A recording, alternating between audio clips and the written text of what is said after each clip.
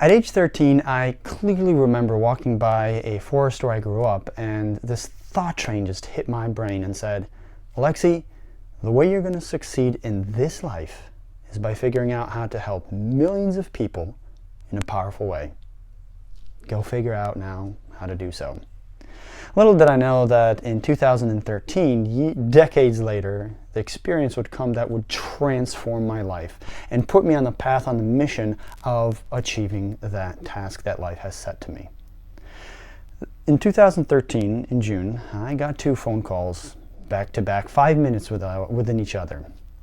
On the first call, my sibling said, hey, she broke the news and said, one of our family friends decided to take his own life. And we moved to America around the same time, and I kept in contact with him, and so I saw his struggles and his challenges of being discouraged about life and just experiencing discouragement on all kinds of levels. I tried to encourage him as much as I could, but in the end, he decided to take his life. After that phone call, I decided to call another friend from a different group. He was always just a ball of encouragement. And when I called him, he picks up the phone, and I've never heard him cry. I've never seen him cry, but he was sobbing on the other end. I said, bro, everything okay? He said, no, you didn't hear? I'm like, well, what happened? He's like, my brother-in-law took his own life.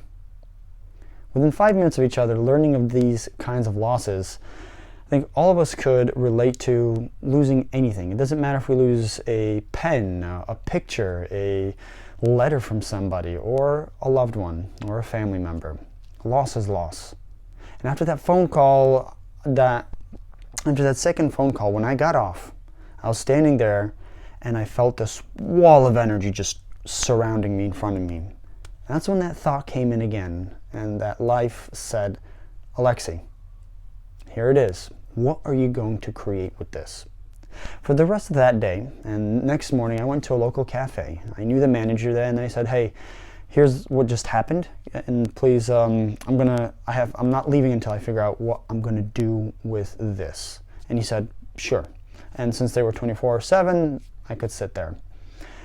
I sat there from 6 in the morning until 12 at night, and I left deciding to write 1,000 random letters of encouragement to people all over America. My goal was to write them and to either hand them out or mail them out. That's what my intuition said to do, to just go for it. I thought I was crazy, and so I'm like, you know what, I'll give myself a year. That means I have to write 3 letters a day over the course of a year. After the 3rd letter, the first day I sat down, I knew I was insane, not just crazy, because it took me 3 hours per letter to write. The first 10 letters took me 30 hours to write. But I kept on going, and then eventually, instead of it taking a whole year, it only took me 6 months. And at the end of 6 months, my brain was like, I'm excited, I'm going to give them out to people, hand them out, and mail them out to random addresses, and instead, my gut said, scan them and hold on to them until the right time. So I figured, okay, a week, 2 weeks, a month, couple months, sounds good. In my 20s, I moved around a lot around the country, and because I was able to with the kind of work I did. Little did I know that only 8 years later, that my gut would say, and that voice again would say, it's time, Alexi, go for it. And last year, in 2021, this little app started, Clubhouse, and on there I started a room, and for 100 days in a row, I read 10 letters every evening.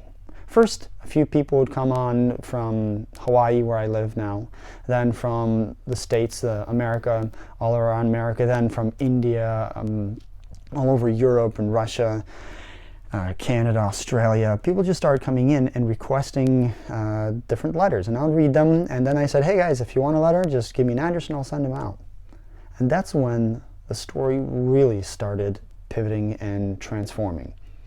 It's when I started hearing the stories coming back on how these letters were impacting people's lives, is when I started realizing that I think the thing that life has asked me to discover, this is what I am to do.